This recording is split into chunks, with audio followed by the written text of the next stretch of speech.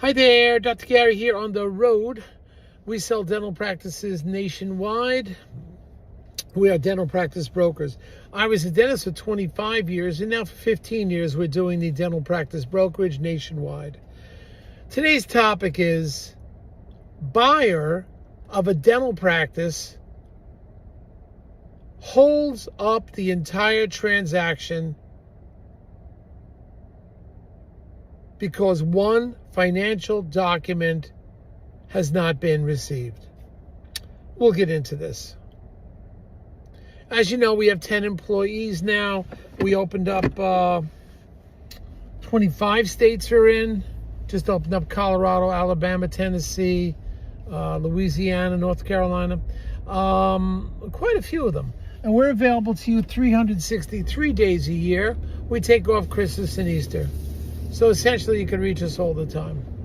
Our phone number is 201-663-0935, and our website is dentalpracticeguide.com or nationwidedentalpracticebrokers.com. So you can reach us. Just give us a ring.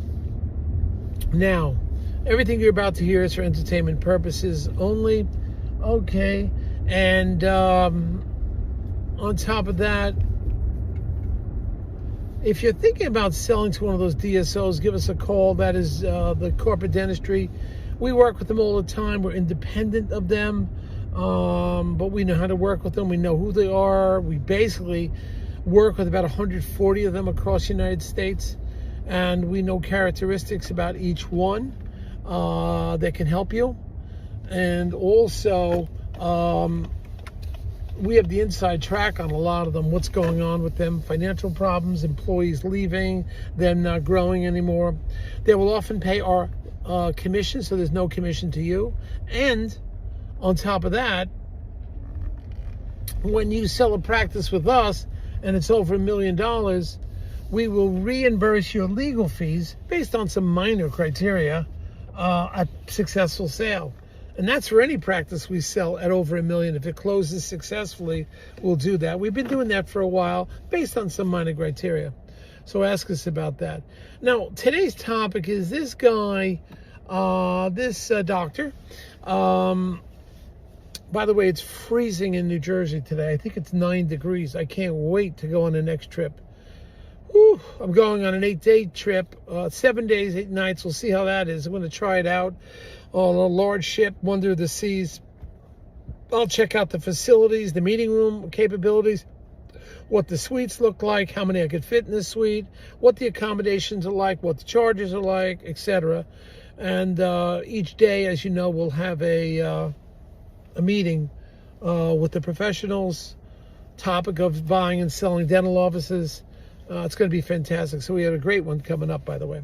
Anyway, so this doctor is tying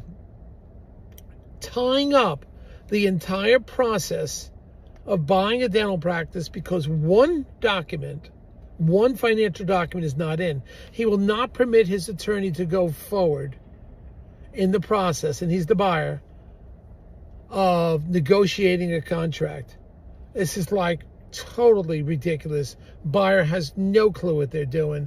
Their attorney should be duly informing. I think the attorney's pretty sharp, but the buyer is being adamant about this. It's a financial document. It's like one of the profit and losses. And the buyer, the seller's already given the profit and loss until like September. So we're talking about a new profit and loss updated 3-4 months later.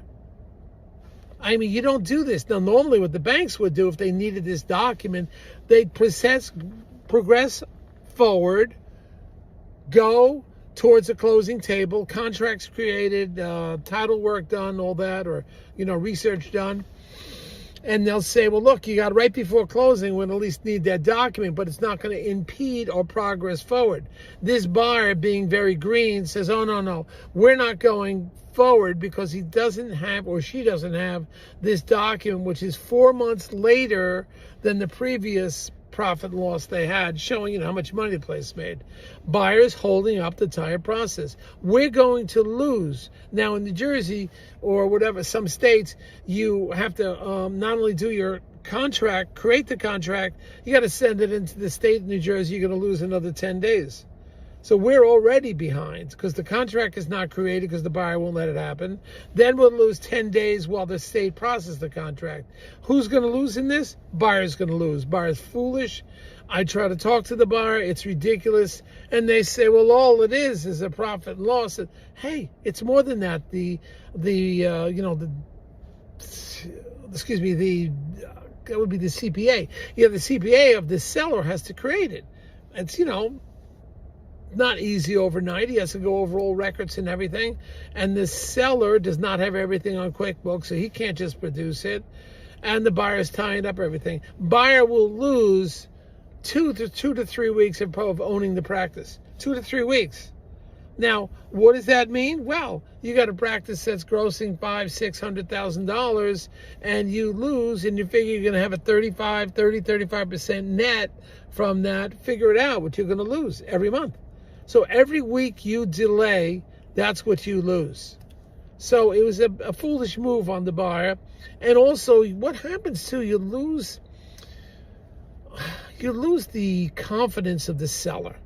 Because he knows that this buyer is tying up this whole deal because of this stupid document. So you lose the confidence of the seller. And you don't want a seller that has a bad taste in their mouth. This seller, by the way, the practice did even better in 24 than it did in 23. But now you got a seller that's not so comfortable with the buyer. Bad move. Remember I told you the story about this seller that abided by the contractual rules of selling his practice. Did everything there. But he's sitting on a beach down in Florida, the seller, a little pissed. Wasn't so happy with the sale, the price he got and so forth. It was an unhappy seller. But he still sold the practice, but he wasn't happy. It's the last thing you want to do. He's sitting on the beach. He told me, I didn't get what I wanted. I didn't like the way I was treated by the buyer. I'll abide by the contract.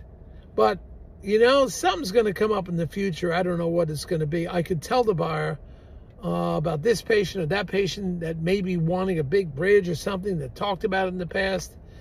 He said, I don't know if I'm going to do that. And sure enough, the seller found out about this, some spouse, whatever, that was getting a huge divorce settlement. And it was taking years, but when they'd settled, they would have gotten a huge amount. So it happened. He's on the beach in Florida and have to be friends with the patient always wanted to do a whole makeover, complete makeover. Would have been like a $50,000, crowns, veneers, implants, a $50,000 case. And, but it was delayed. He's sitting on the beach. He finds out about this. The seller finds out about this because it was a mutual friend. Hey, such and such divorce finally went through, or the patient called him, so it went through, and they really want to do a complete makeover of their face now that they have the money. And he found this out, and he didn't say anything to the buyer. He wasn't responsible to do that, to say, oh, that patient, was, or here. I don't think the patient called the doctor. I think the doctor heard it through the grapevine. That is a seller. And he said, I'm not even going to tell the buyer because the buyer pissed me off.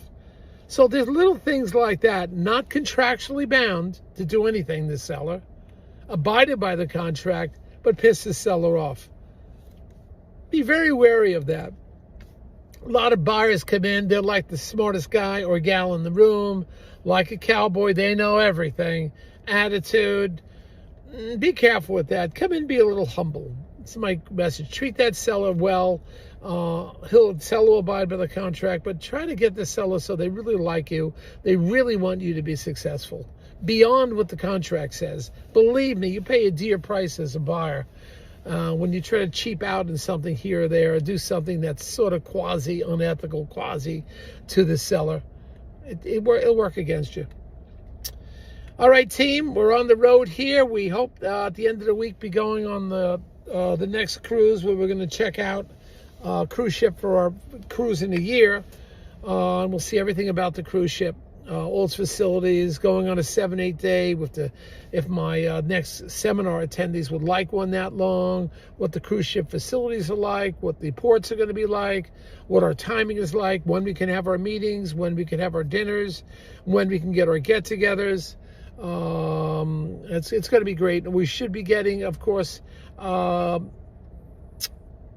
continuing education credits too, are getting that applied for now. Well, thank you so much for listening. I hope wherever you are it's warm, because I can't wait to get out of New Jersey. 6 degrees, I'm going crazy. Can't wait. All right, thank you, bye.